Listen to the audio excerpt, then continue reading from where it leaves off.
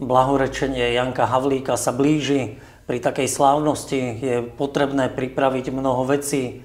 Medzi ne určite patrí hudba a spev. Som našich dvoch dirigentov, Roberta Mesaroša a Zuzku Buchovú-Holičkovú.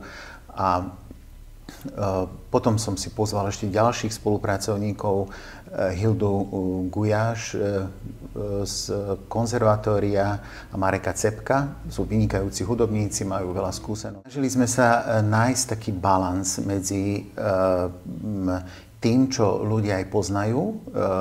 Tie kritériá boli také, aby aj ľud sa mohol zapojiť do spievania, aby tam boli veci, ktoré nie sú úplne nové, ale aby tam boli aj nové veci. Aby to bolo také vyvážené. V prvom rade tam bude hymnus k úcte Janka Havlíka a tento hymnus napísal Marek Cepko, hudbu, a Daniel Hevier text.